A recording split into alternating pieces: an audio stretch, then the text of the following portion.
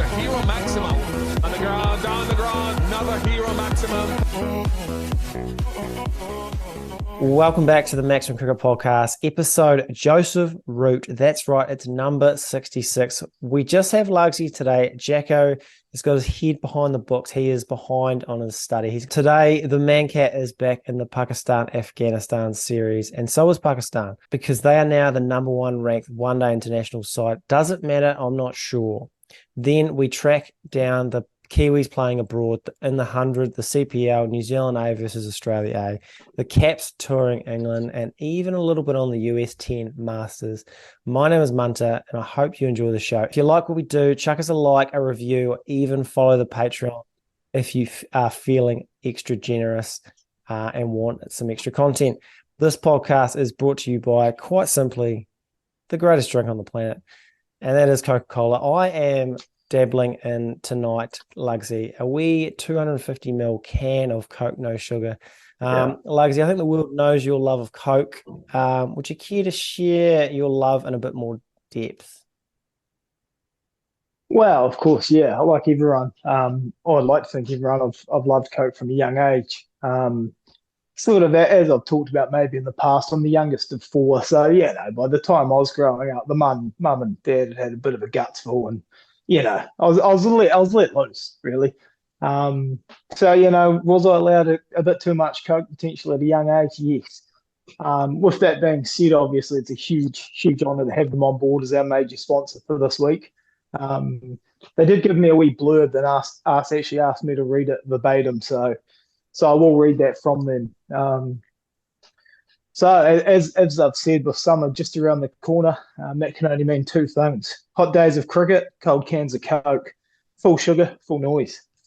Coke is a perfect drink for any occasion, whether that means you made a match-winning 100, got out for 9 chasing a wide one, or went for 85 off 6 overs and need to add some vodka to that Coke to forget the day. That being said, TMC have partnered with Coke and have a wee deal for you this week. So if you go to any store across the country and you quote Finell 69, you may or may not get 69% off any Coca-Cola product. T's and C's will apply, so you might take a good look at those TMCs before you actually try this. But pretty exceptional to have Coca-Cola on board, Matt.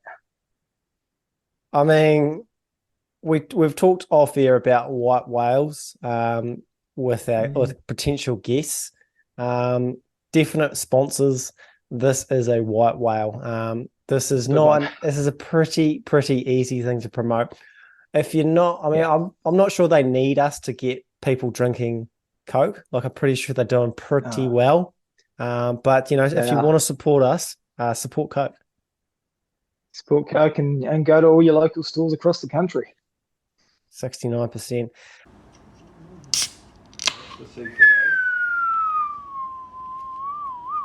Okay, righto. Let's move on there, Lugsy. Before we touch on a bit of cricket around the world, I wanted to touch on Joesph Root, because this is episode 66 after all.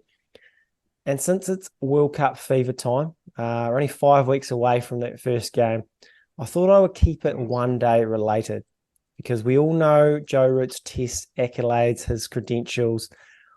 But what goes under the radar is his one-day record. 158 matches, over 6,000 runs at a tick over 50 is quite simply phenomenal. There are 13 other men in one-day cricket history with an average over 50, but only 6 have played 100 more ODI, 100 or more one-day internationals. So, Lugsy, with that being said, if there are 7 players to have played 100 one-days and average more than 50, and Joesph Root is number 7, can you name the other 6? It's a big ask. It's a big ask. There's a few of them that may have got close and then dipped under over time, because that's a lot of games. Is Kohli still above? Yeah, Kohli's well above. He's number 2. Yeah, he's at 57, 270 odd matches. That's not going under 50. We did Tendulkar added up. Was that high 40s maybe? 50 seems very high. I don't think Lara ended up over 50. I don't think Ponting ended up over 50. All the greats of the one-day game at the moment. Over 100 games. There's I don't want to only say two others. There's only two on the list that are still that are playing. modern. Yeah, Yeah. that are still playing. Well, the most of them are fairly modern. Like there's no one really old, Yeah, but yeah, I would assume, yeah. It's there's where's two. Kane now? Is he 540s? He's about 47, 48 or something like Yeah, that. yeah. There's a lot in that 45 to sort of 49 category.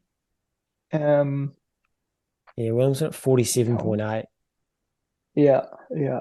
Um, this could be a If long battle if for comedy if you here. think if you think of your here's one. If you think of the oldest player from this list, if you think of your childhood, like the original finisher.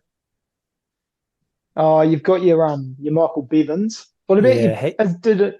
Michael Bevins at Did Donny finish 53. above 50 as well? Yeah, just a tick over 50. Donny Um, did.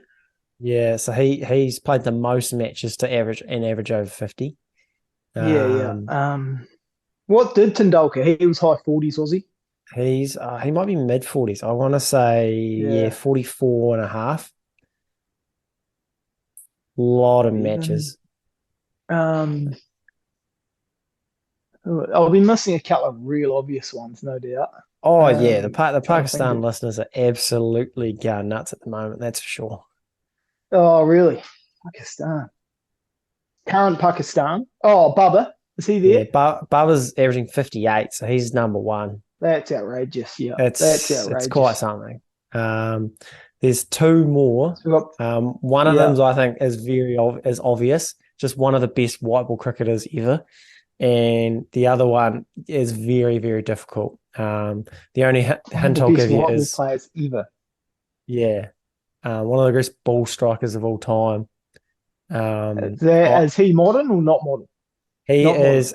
He would have like retired internationally in the last 3 to 4 years, but from the IPL, he's probably only Fuck, that's retired in the gonna. last year or two. Oh, AB.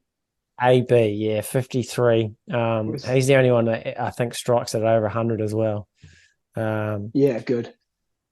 and the last one you'll probably Who's never get. Yeah. It's Shea Hope. Oh, yeah. There was no chance I was pulling it out. I'll tell you that for free. Oh no, that's why Yeah, I didn't even. it is quite. It is. That's quite hard. No, he didn't even give me a chance. I was tipping my tongue that one. Nah. Um, that is a hell of a list, isn't it?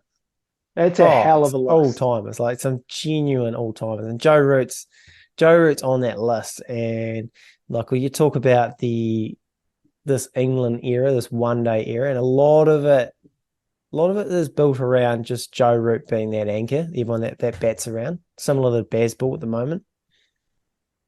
Oh yeah, I would say Joe Root also pretty high approval rating. Hmm. He sort of always comes across as a pretty decent bloke, doesn't he? Doesn't sort of ruffle too many feathers. 45 guys averaging sort of 45 to 50. That's a hell of a lift as well, Oh which yeah, I really mean, like, makes you think about how good these guys are to average over 50. well, that's right. The guys that are just missing out. You're like Hashim Amla, Rohit Sharma, Kane, Yeah. Ross Taylor's actually sneaky high. Viv Richards, Bairstow's pretty high. Um, yeah, Amler would have been above 50 for a long time as well, actually. yeah, I would have he's like thought. decimal places under 50, so he's Yeah. yeah all time stuff.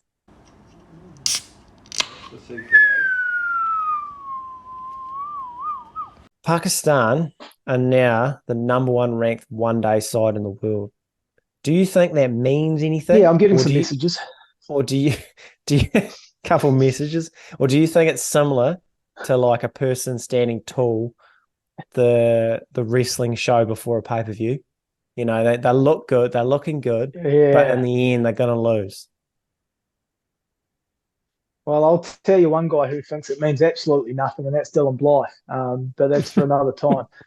Um, Yeah, no, I think it starts to matter. I think it does start to matter. I think Afghanistan are actually, I think they're getting better every year they're getting better. And I think they could sneakily upset a few sides. So to put them away 3-0, like obviously you expect it from Pakistan. Um, and I don't think you can just say if they don't win the World Cup now, none of this mattered. Maybe if they miss out on the four or something, but I think it's starting to matter. You got to start to get these winning habits as we talk about a bit, and I think their teams it's starting to look pretty handy. There's some serious gas in their attack, some handy spinners, and some serious ball strikers. So yeah, I think it's starting to matter, and being number one means you've played consistently for a while. So I can't put no stock in it. I still don't. I wouldn't have them favourites to win the World Cup, but I think they're right up there. Yeah, I think I would say they got the best bowling attack. Definitely the pace Yeah, quartet, and they've got decent spinners. And then you add in their batting starting to come along. Like when you've got three bats inside the top five one-day rankings, that's not nothing. And you've got Bubba, who's probably no, he's the best in the world, isn't he? So, and just on the, I did some research on whether being the number one ranked side leading into a World Cup means anything. The last two oh, that's World good stuff. Cups, the number one ranked team has won the World Cup. So it's not nothing. Wow.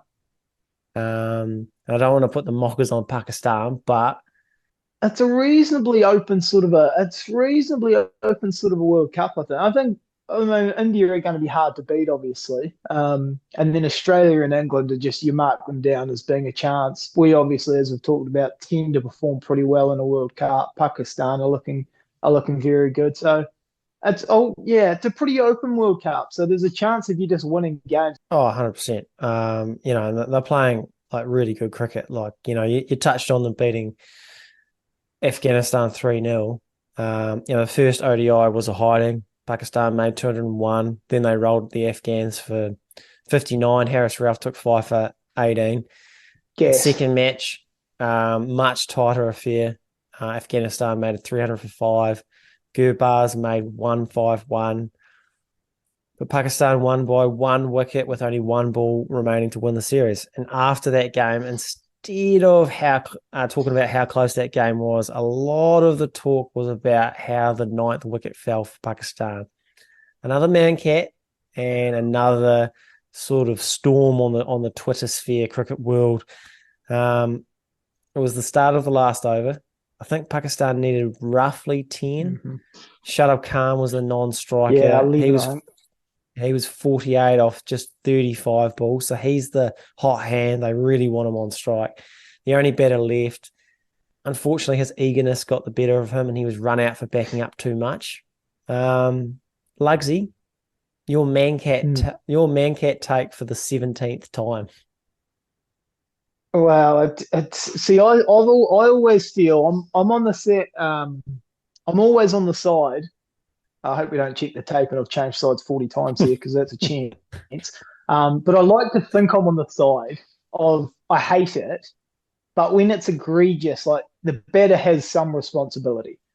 I think this is like that is the time where it's going to rear its head because we've probably seen for years batters do take an advantage in that sort of situation when you are trying to sneak a run last over of a game, last few overs. That's when batters can get silly with it, and on that sort of sorry, I tend to think there has to be something the bowler has in there has as an option to do because they can't just get that big of an advantage. So I think that's the sort of situation where it's going to happen more now that it's, I guess, becoming more accepted. And that's where there is some responsibility on the batter to not just go halfway down the crease like we've all probably done, all our careers and sort of get that huge advantage. I feel like as a podcast, we've come full circle. I feel like this has been a real character arc for our podcast because I Well, 100% agree. I mean, for years, I would have thought no, and I still don't. There's still something about it that doesn't sit right with me. Like, I don't know that's if I would gross. do it, but Yeah. it's almost there. Like, this is the perfect scenario for it. The batting side, they want this guy on strike. Okay, and they're going to take any advantage they can to get them Shadab Khan on strike. So, like, good on the bowler for having the peace of mind to run them out. Like, potentially, there's a warning, but I think at this point, there's been, like, the world has had their warning. Like, I don't know if you need another warning every game. Like, I feel like it's up to the bowler now if they want to take it. And I personally have no problem with it in this instance. We have, stuff changed a little bit in terms of just going from out and out hatred to accepting that it's probably something a bowler needs to have as an option when guys are taking the piss with it. As I say, it is as the stakes get bigger though, like, you almost sort of, I don't know, there's a bit of me that's like, wow, it takes some balls to actually do it. Like, to still, because, like, you imagine that's Pakistan 9 down as well, and that's the way you win it. Like, there's still a part here that goes, wow, is someone gonna win a semi-final, a mankad at the World Cup or something? Like, it still feels a bit yuck, but it feels inevitable. As it we've honestly said, feels like, inevitable at this point. I was just going to say, like, we're going to be talking about this at the World Cup. It's going to decide a game for sure. But is that the batsman's fault? Maybe.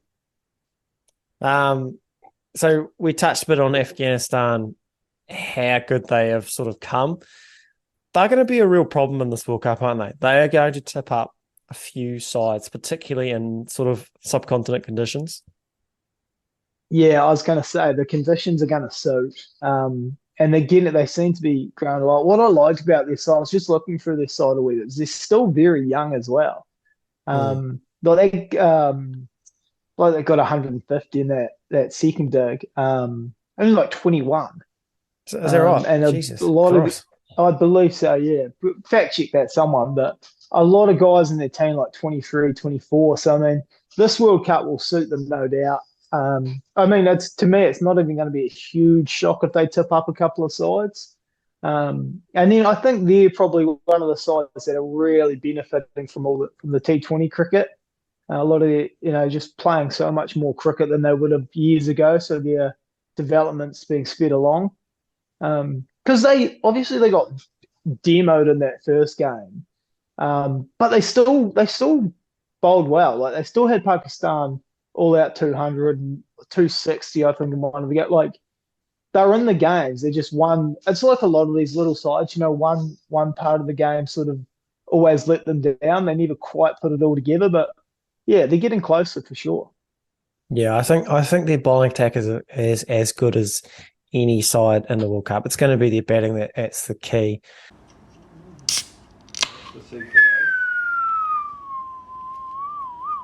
Kiwis playing abroad.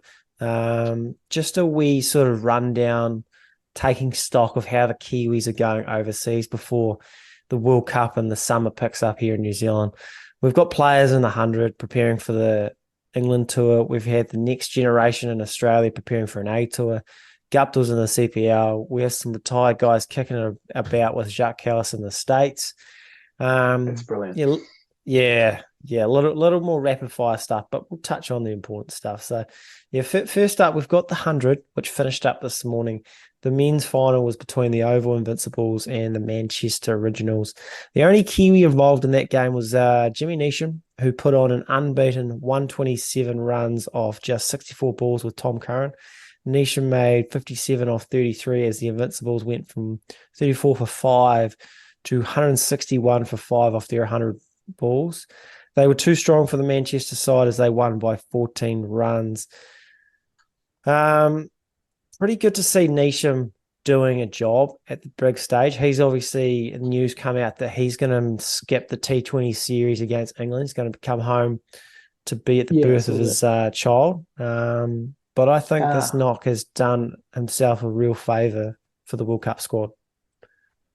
Yeah, I think he's a very interesting player in sort of the New Zealand setup, actually, because I think at his best, or what everyone sort of knows what is when he's at his best. He's a pretty key component of our side.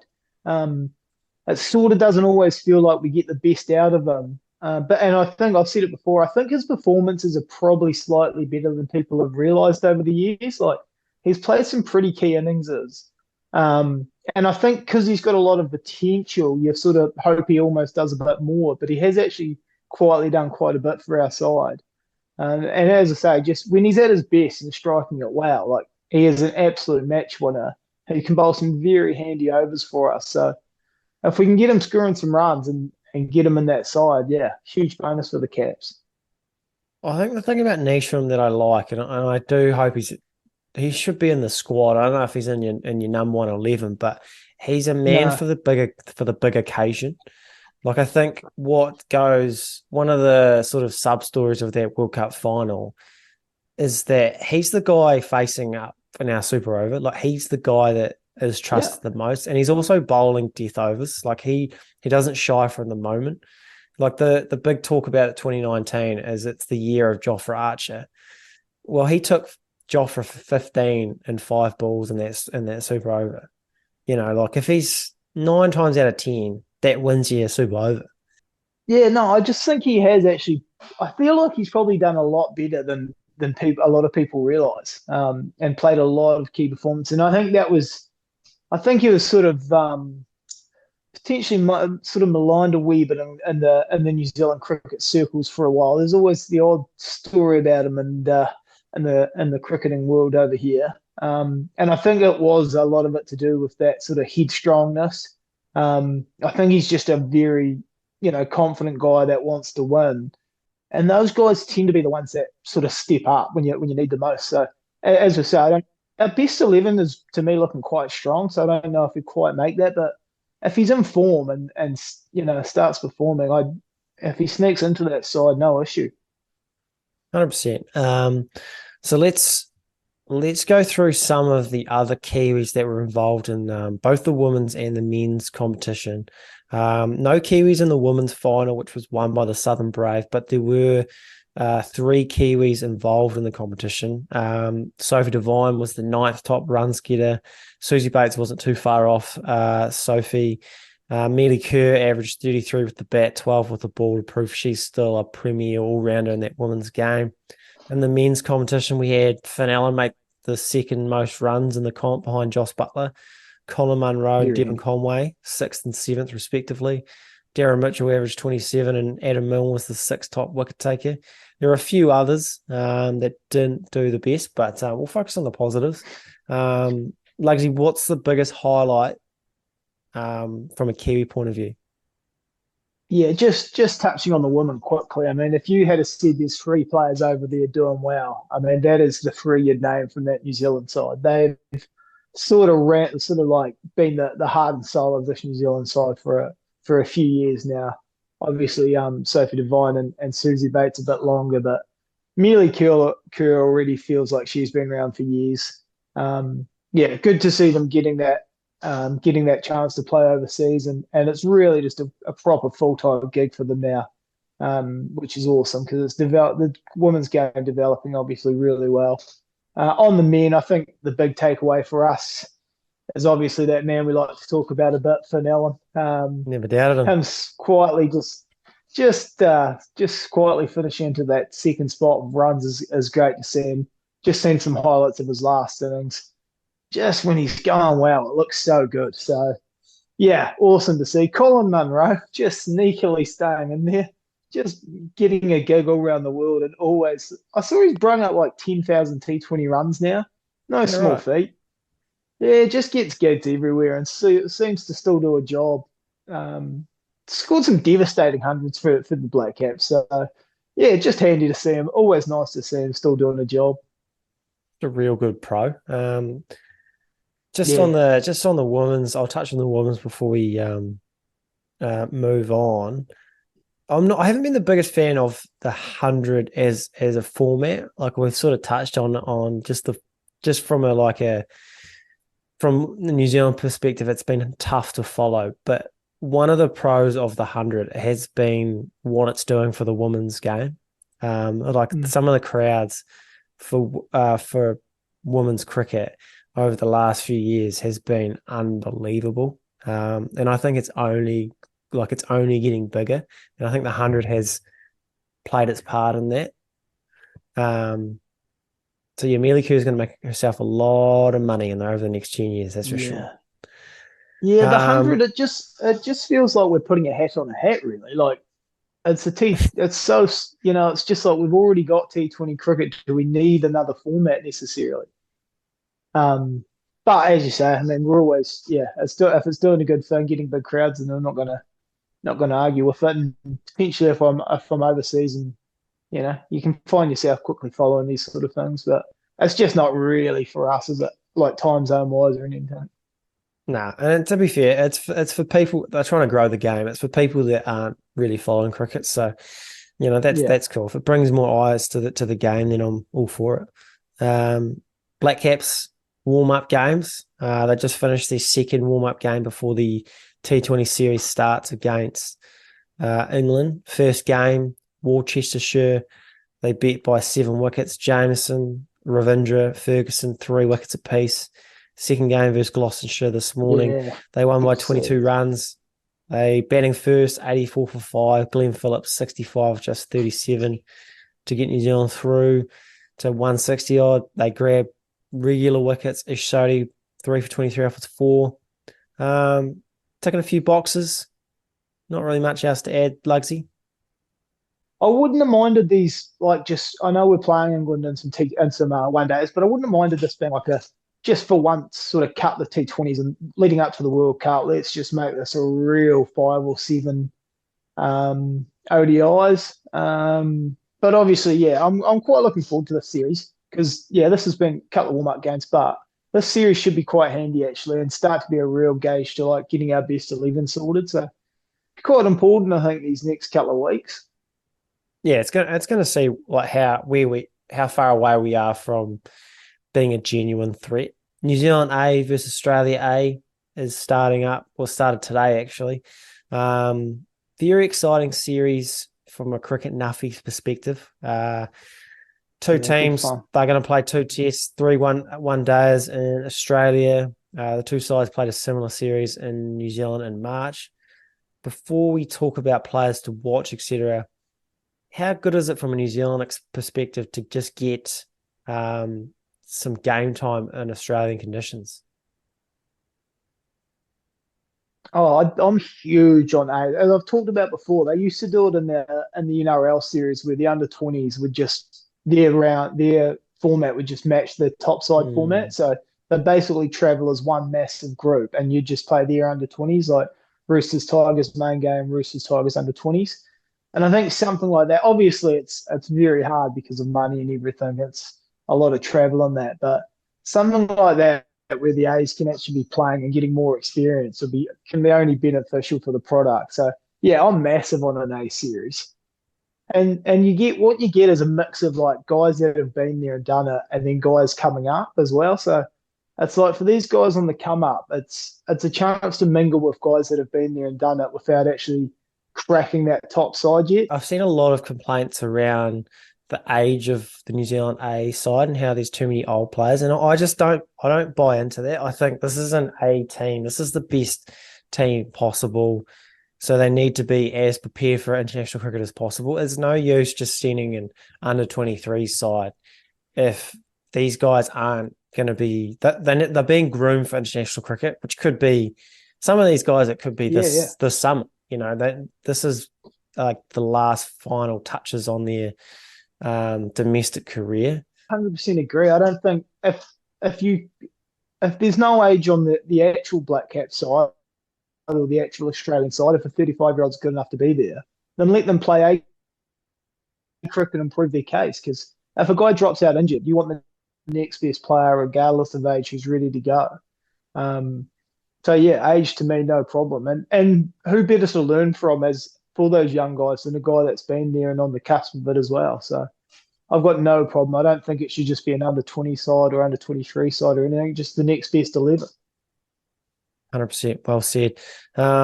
Ones to watch in this series. For me, I think it's guys yeah, I think it's guys that if they perform well in this series, it sort of tips the scales in the direction into cracking the test lineup. I've got a couple names here.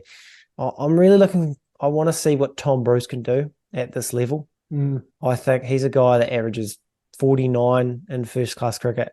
He's the captain of the side. He's played a lot of A's cricket. I think if he can make a lot of runs in this series, I think that's going to really knock on the door of the New Zealand middle order. Which at the moment you've got Henry Nicholls at 5, and we've talked about him at length. We don't have his cheerleader here on the pod, Jacko. No one to defend him, the poor bloke. No one to defend him today. So I've also got a friend of the show, Jake Duffy, who I see picked up a couple of polls today. Yeah. The big thing for me is Southey's not going to be around forever. And Jacobs, he's been knocking on the door of that Black Caps 11 for a while now, in and out of squads. I think a few wickets in these couple of tests will really sort of tip the scales in his direction, I think. And lastly, I've just got a wee note on Muhammad Abbas and Josh Clarkson. And I think just because I think the search for a seam bowling all-rounder in the test lineup is on, and I think those are the two, and maybe Sean Solier as well. Those are probably the three that could put their hand up this series. What are your thoughts, Lugsy? Yeah, I see both of those blokes got a couple of scores today, a couple of donuts. Okay. But we won't judge them. No, we all fail. Yeah, I think actually just on Jimmy Neesham, I know he's probably not in many people's conversations for that, but I did like hearing that he's still got interest in trying to crack that test side. Still a sort of a goal for him, which is cool. Yeah, I think obviously like Kugelheim and Patel are right in that mix as well. Sort of Patel, obviously, if the conditions suited, would probably play. And Kugelheim's right up there in the side. So if he had a big ace tournament, he sort of just cements himself as that guy that they can call on. Jake Duff, obviously, I think being an Otago boy, we all want to see get a crack at some point in that New Zealand side. Tom Bruce, as you mentioned, you'd say he is skipper, so they do obviously see him as a real option there. So if he got some big runs, I think, yeah, as you mentioned, would put a lot of pressure on. So yeah, I think there's a few options there, and as I say, I like that there's an actual A tournament, or not tournament, but a proper series happening for these guys to get a decent stint. Yeah, 100%. I just wanted to touch on Australia A as well, because I think Cameron Bancroft, I think his performance could be quite interesting from an Australian perspective, just with Dave Warner's impending retirement. There's a spot there for sure. There's definitely a spot there, and we never know how long Kawaj is going to play for. So I think some bulk runs here just before the Sheffield Shield starts, I think, could definitely put his name up in lights. And wouldn't it be poetic if Cameron Bancroft took Dave Warner's spot in the greater scheme of things? Like there's some poetic justice there in a way. Yeah. It'd be nice if Warner said he wasn't, if this wasn't all retirement and Bancroft actually just demanded his spot, rather than sort of it being handed over. He really just got some bulk runs and took that spot from Warner. Yeah, that would be the final. That would be the poetic justice to Sandpaper Gate right there. Just wrapping up some of the Kiwis. Mankad won the CPL, 18 runs in 2 games. Not really sort of proving his point. And that World Cup squad. It is a hell of a tournament. It's a hell of a place to go to play some cricket, though, isn't it? Oh, 100%. Another good place. We've got the US10 Masters. We've got some ex-players here. We've got some Corey Anderson. We've got some Neil Broom. We've got Jesse Riders over there. Grant Elliott. But the biggest takeaway for me is we've got Jacques Callis at the age of 50, averaging 55 in that tournament. Still got it. Yeah. I mean, full disclosure, I knew nothing of this before you sent it through.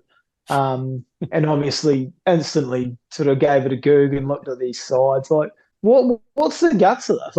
I rate it highly. Is this just what are the contracts? How much are these guys getting paid? How serious is it? Is it to just grow the game in America? That's a question that I don't have the answer to. That feels like an easy bit of money for some retired players.